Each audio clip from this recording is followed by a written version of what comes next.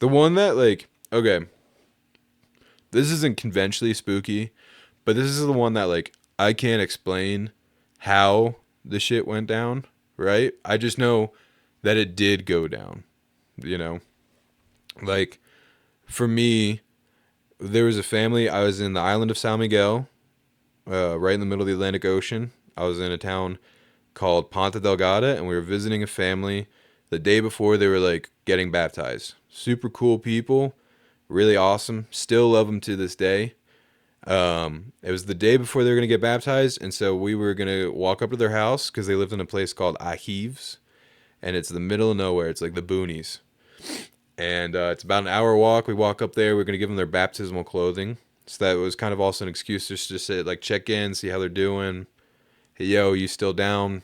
Like all that jazz. And we've been talking to these people for months and months, and we'd had some really cool experiences, some really strong prayers, really strong like witnesses that what they're doing is a good thing as far as like warm fuzzies and all that jazz.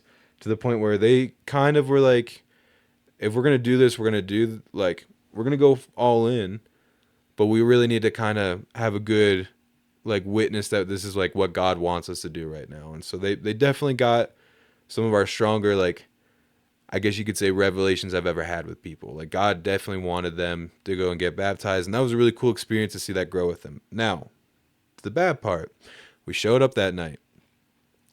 She goes, the wife says, "Come in. My husband will be in 2 seconds." Usually for Mormons, that's a no-no, but for us, super close with them, they're like, she's like, he's in the backyard. He's coming in. We show up. This isn't going where you. Can you help me fix it? She got stuck in the dryer. So we sit down. She's fixing us a drink. We can tell the vibes are off. He walks in 20 seconds later, and he's like, "Hey, what's up, guys?" And he basically is like, "Can't do it. Love to, can't do it." We were like, "That's really unfortunate. Can you give us a reason why?" And we're kind of going back and forth talking, and everything felt really off. The room felt heavy. Everything was really dark. And then my companion at the time, so like he was like the best man. He was the best man at my wedding. One of my best friends. We just got back from the Philippines, banging lady boys together. Love you, dude. Um, so the conversation takes a pause. I'm depressed. I'm just looking down, being like, man, I want to get out of this situation. And then he hits me on the arm and goes, "Look at them." I was like, "What do you mean?" He's like, "They're not like it's like," he basically was like, "Something's not right." And I was like, "No, duh." But then I look up, and it was like the weirdest phenomenon of almost like it was a super heavy shadow cast on them, almost like it was like when there's a villain in a movie and they try to make a dramatic lighting, and so like there's a heavy shadow, but then even their face for both of them, I was looking at them and I couldn't like see their face. Their face was like blurry, like almost like everything was like out of focus. And basically he kicked us out and said, he's like, "I'm not getting baptized because I can't do it tomorrow." He said, "I have to go and cut my grass." So his thing was he would take like alfalfa. He worked for the farms there. He would bale alfalfa basically. And we knew it was an excuse of like, "I want you guys to F off," but it sounded like who we're talking to right now like wasn't him. And so we get up, and then hey turns and like looks at him, looks at the ground, and then looks at him, and he goes, "Tomorrow all of your grass is gonna be dead." Now this guy, he needs to bale green alfalfa when he goes and bales it. So he cuts it the night before, goes and bales it the next day, all fresh stuff. And he just goes, "Your crops will be dead tomorrow," and walks away. And I was like, "That's weird." So we're walking back. It's an hour walk, 30 minutes in, super quiet. Stops and he just goes, "Over fucking grass. That's why they couldn't get baptized." And I was like, "About that." I was like, "What do you mean that his grass is going to die tomorrow?"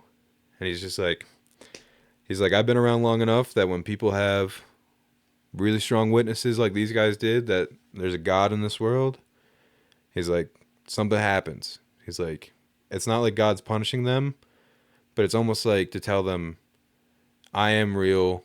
You guys are messed up. You're going against my will. Something bad usually happens." I was like, "What do you mean?" And he's like, and he brought up this other family that we had taught like earlier in our missions for a really long time, and out of nowhere their dad was like, "I don't want them to do it," and then their dad started having like kind of like a health issue, and I was like, just out of the blue. And he's like, "Watch." He's like, "His grass is going to be dead tomorrow." Sure enough, the next day we got a call from him, and he was like, "You guys fucked me. What'd you do to my field last night?" And like, "What do you mean?" He's like, "The entire field is dead. All of the grass in the field is brown, dude." And he was cursing at us for like 30 minutes of us like holding the phone away, and me just being like, "Holy shit!" And he's like, "Everything's dead, dude." But to fast forward to the walk, to like basically paint a picture, there used to be a road that went from the town we were in the boonies right to our apartment, but they built a highway through like that island, and that highway cut off that road. So you can walk down that road and then it hits the highway. There's no overpass or underpass. It's just guardrail, highway, and then the rest of the road continues. So if we're walking, and we've done this walk 100 times, that's our shortcut. Nobody else does it because it's not an actual path anymore and everyone just drives cars. We hop over the guardrail. It's the middle of the night, so there's no cars on the highway. We run across the highway as fast as we can. We get on the guardrail on the other side, right? So you go from guardrail dead end right to this road that's going to take us to our house. Now, another thing about the Azores, just like the Northeast, they have like a lot of like rocks. So when they build the fences around their fields, they build rock fences. But in the Azores, they always go ham with it. They build like 7-footers, 8-footers, right? So we cross the highway, get over the guardrail, go on this abandoned road with these like 7-foot rock walls to our left and right.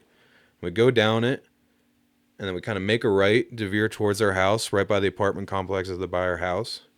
And maybe like 30 seconds after we make a right off this abandoned road, a guy comes walking, like he comes from the abandoned road and starts walking behind us. And then we start walking. And then as no matter how fast I'm walking, I've still never talked to him about this, if he had the same experience. But I feel like we talked without saying anything about it. But no matter how fast we were walking, this guy was gaining on us. And then when he got closer, mind you, this island has the same weather as like Hawaii. As he got closer, I could start seeing my breath. And it got colder and colder. And I could see my breath, and I started getting chills and like goosebumps. And I didn't realize, and I looked to my right, and the guy was right there on our right. He was on the other side of the street. We were walking on the left side of the sidewalk. He was walking on the right side of the sidewalk. But this guy just appeared out of nowhere from that abandoned road with 7-foot walls on each side. So we know that like he couldn't have been hiding anywhere. There's nowhere to come from. And then in plain English, he looked at me and he goes, "You tried your best. But that one," he's like, "You tried your best, but that just wasn't good enough." And then I was like, and then I looked back, and the way that it went is, but when he said that, there's an apartment building on our right that's got a little side road to a parking lot, and then our neighborhood's right there next to it that we turn into. And he was just far ahead of us that he like made that right, and then like 2 seconds later, we'd be where he was where he made that right. So you'd see him walking through the parking lot to get to his apartment. He was gone after that. And as soon as he disappeared, I like it warmed up again. And like I stopped seeing my breath. Right? Yeah, dude. And I still remember this guy. He was in like black pullover, like which is like super dumb and dramatic to think of, like if you actually saw something, like of course they're wearing black, but yeah, like black like joggers. Right, black like kind of zip up sweatshirt, normal looking Portuguese dude, but he just said in perfect English. Yeah, yeah, exactly, yeah, exactly. Perfect English. He's just looking at me. He's like, "You tried, just wasn't good enough." And then disappeared. He appeared and disappeared, and whatnot. And I was like, "F that dude." Yeah, uh, that was my yeah. That was the worst one. It wasn't even, that was the only time I felt like a fear, like a primal fear. Like I'd seen some other like kind of spooky stuff of like people that were kind of messing with stuff they shouldn't have been. But that was the only one where I was scared, where I was like, what the hell? Like I couldn't explain what was happening, dude. Yeah. And like, and even then, Portuguese people are like, they're 5'8", right? I'm 6'4". My companion's like 6'2". We're like beefy Americans. We could take on anybody on that island, right? And So it's like I never once was like scared physically in Portugal because I was like I could literally beat the shit out of everybody in this entire country with like my buddy over here. But that was like a unexplainable fear that ended up happening. It was bad, dude. There's other stuff like Mikkel was like praying for a lady who claimed like on her mission that claimed she was like possessed, and then um was like basically praying for this woman that she could get better. And Mikkel's like in the middle of the prayer, it felt like knives were like getting driven into her feet. And then she like started to open her eyes and she saw someone else's feet, like almost like ghoulish feet, like on top of her own. And then Mikkel's companion like grabbed her by the leg and said, "Don't open your eyes." And they like finished their prayer and then they like boogied out of there. And then like, dude, this is spooky cast, okay? My my other buddy, um, my other buddy, he like he was teaching this lady, and she was like, after about 2 or 3 visits, she's like, "Do you want to see the stick?" And he's like, "You got a dick?" And she's like, "No, we've got it." She's like, "The stick wants to see you." And he's like, "What the fuck are you talking about?" And so he goes, and there's a room in her house, like her spare bedroom, and he opens the room and the entire wall is covered in torn out Bible pages that she had like put all over the wall as wallpaper. And then in the middle of the room, he said there was this big stick about the size of a broom handle, and it had all these like carvings in it and like writing in it that like you couldn't make out, and it was sitting in a bowl of wine in the middle of the room. And she's like, "The stick wanted to meet you guys." And he's like, "Okay." And then she just turns and she like turns and just goes. She goes like, "The stick doesn't like that you guys are here. He doesn't like it when I read that book that you guys give me." And it was like the Book of Mormon. And he literally like looked at his companion like, "Let's get out of here." And his companion goes, "Look." He goes, "Look." And then they look over the stick, and he's like, the stick like blood started dripping from it, and he's like, "And I know the difference because it was sitting in a bowl of wine, right?" And so whatever started dripping from it, that was super thick, was not the same color as the wine. It was a little darker. And he's like, "I think that was blood." And they were like, "Goodbye, dude." And he was like, he literally was like, "She's too far gone. Like, let's get out of here." Yeah, exactly, dude, exactly. But that's why it's you see like scary stories, scary movies, and there's like a difference between like a ghost, but then there's like sometimes there's like a little demon. This is where Ben goes off the rails a little as far as like if you do like Christian culture, they all lost their first estate, like Satan's forces. They don't have a body. That's why they always want your body or like the doll. It represents the body that they'll never have, right? And that's how they gain power. So that stick represented a physical form that it could manifest through. Hence why they want you, because they lost their first estate, they'll never have it, and they need it to get into the kingdom of heaven. So this is like this is why it's like what, because like, and also like I would say this to elders, right? And I mean it's just spooky talk when you guys can't sleep and you all want to like share stories, right? I would just tell the stories of like stuff that happened, but then I'm like, you do the lore a little bit, and then you can kind of like delve into the story a little bit and all that jazz. But yeah, a lot, like when you look at like scripturally, you're like a lot of it has to do with like the body they'll never have, how they can't get exalted in the hereafter, and like deep like biblical cuts there. And so it's really it's all fucked up. It really is. But yeah, every missionary's got a story of like something happened that they can't explain that was like dark like that. You know, they all at least have one. So I got like my one woods one of like nothing crazy happened. I just don't know what was happening that night, you know? So like another thing is like, well, I will say like all this I want to preface with I didn't see a skinwalker or anything like that. All the skinwalker stuff now is kind of bullshit because it's like mainstream, right? But like when I was a missionary, in like 2014 before that stuff was popular, and like they were like, yo, don't talk about that stuff, like before mainstream figured it out. Like hearing elder stories about like stuff that was in the woods was scary. Like you'd meet an elder that's like, yeah, I'm from northern Arizona, southern Utah, and they always had the scariest stories of like, there's one I remember, this kid was like, yeah, we were out deer hunting, me and my dad, and we were had our horses up on a ridge line, and we were going across the ridge line. He's like, it was getting dark, and then he's like, and then 100 yards in front of us was a wolf just standing right there on the ridge line on the trail that we're going. He's like, convenient. He's like, it was at a fork though. We could take the ridge line this way. That's like 15 minutes back to the truck, or we could take the long way, be about an hour back to the truck. It sucks that there's a wolf on the short end, right? But let's scare it off. So they fire their rifles up in the air, him and his dad, to scare off the wolf. The wolf, it doesn't move, right? And so his dad goes, well, shit, like, we got to get home. We're in the middle of nowhere. And he just goes, I think I'm going to blast this wolf, right? And so his dad grabs his rifle, points it at the wolf. And mind you, it's like fall. It's getting dark. He's like, you can see the wolf's breath through the scope.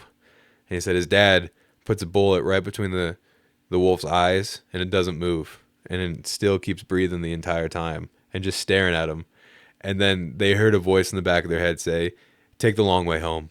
And they're like, yes, sir. And they went around, right? Yeah, stuff like that. So, but anyway, so like, and like the elders always said like a good thing of like, how do you explain all that weird shit that happens in the woods sometimes? And they were like, if you look at all of like the Bible stories of the craziest stuff that's ever happened in the Bible, it's all outside, right? And it's they're like, it's because you're surrounded by God's purest creation, right there. There's no one there to tamper with it. His biggest achievement is us and the earth that he created for us. You're surrounded by all this like real positive force, but there's an equal and opposite for everything. So where there's crazy good, there's also crazy bad. But literally, like everything in the Bible that you're like, yo, Mount Sinai, angels coming down, all that jazz, it all happens in the woods. Like Christ communed with angels on a daily basis when he went to the mountains, and like, was that Mark and Luke that he talks about? Even like Moses going up to the mountain to go and get the 10 Commandments, right? It all just happens there. So they're like, there's a lot of really good stuff in there, but then there's a lot of energy for some bad shit that happens there. And so for me, this one time, we were we were in Southern Virginia. It's December 2018 to January 2019 was the government shutdown that happened during Trump's first term, right? So we're like, shoot, let's go hiking right now. It's our Christmas break. We got nothing better to do. But because it was a government shutdown, is important because we were going to go walk through Shenandoah National Park. But the Blue Ridge Parkway that cuts through the Shenandoah National Park, there was an ice storm 2 days before, and it knocked down a ton of trees because a windstorm came after. And because that's a national park, there was no one there to clean up the roads. So we couldn't make it very far into Shenandoah National Park because there was there was a tree right in the middle of the road. So we just parked, and we parked my buddy's truck, who, this is Higginbotham, the guy that all that creepy stuff on the island happened with. This is me and him again. And so we say like, F it, our hike that we want to go to, we'll walk it. So it takes us 10 miles to get to the hike that we wanted to do. And then we're going to climb up the mountain and camp on top of the mountain because the national park's not open at this point. We can do whatever the fuck we like want to do, right? But it's creepy. It's like The Walking Dead. There's trees all over this road. There's no one around. There's like a thick fog. Like it literally looks like a dystopian like world. And then the wind started picking up. So it was like super windy as we're climbing the mountain. So we get to the top. We start like making camp, essentially, kind of in the trees to block the wind. The top of this mountain's bald, but we didn't want to be up there because the wind would just be like pushing us around all night. So we went into the trees right below the summit. We tried making a fire, and it was like so windy that we could hear, and it was so quiet too, but we could hear trees falling around us, like falling in the distance because the wind was pushing them over, because it just because it was just like that bad of a storm. And for a couple hours, it took like, I don't know, maybe 2 hours of trying. We were trying to make this fire and it wouldn't work, but it was just kind of passing the time before to go to bed. We were just like, whatever, we'll try to make a fire. If it doesn't work, eventually we'll give up and just like hit the hay. But then like I started noticing that like in between wind gusts that would go and knock over trees, there would be like this loud noise in the background that wasn't the wind. It was like a moaning or like a groaning, and it was like an echo from like something really big far away. I was like, "What?" And like I was like, "What was that?" And it I let it go on for like maybe like 30 minutes where I heard it like 3 or 4 times over that course of that 30 minutes where it'd be like the wind would go and you hear trees smack, but when the wind died down, you would hear like a moan of something big just screaming in the background. And then I looked at Higginbotham and he looked at me and I was like, "Yo, are you hearing that?" And then like the woods got like as soon as I said that, it got really quiet. Like no insects, nothing. Like you could hear a butt clench in there. And then we heard the like moan again, right? Coming from still really far away. And the wind wasn't howling at that point, but then we heard another tree knock over. And I was like, dude, I don't know what we're hearing right now or what's going on in these woods right now, but like I'm getting some bad vibes. And I was like, I'm not staying in the trees. I don't care if it's windy. And so like we moved our tents up to the top of the summit of the mountain because it was flat enough you can move them there, so that we could keep an eye on the tree line. Because it just sounded like there was something in there, dude. That was, dude. I have no idea. And then I would hear throughout the night too, even when the wind died down, just that moan and that yell coming again. And it was so loud it could echo. And then you would hear a tree fall down to the point where that night, like, I had a hole in my sleeping bag because like an ember had gotten it and made it. Yeah, that was the glory hole, dude. But there was some cotton from my sleeping bag that was out there. I remember watching Get Out, where he like puts cotton in his ears, so like he can't hear that lady like do the hypnotize stuff on him. So I grabbed a bunch of cotton from my sleeping bag and I put it in my ears so I could like stop, like use them as earplugs so I could stop hearing that noise. And I literally just said, if something's gonna kill me tonight, it's gonna kill me tonight. But at least I'll be asleep while it happens. So yeah, dude.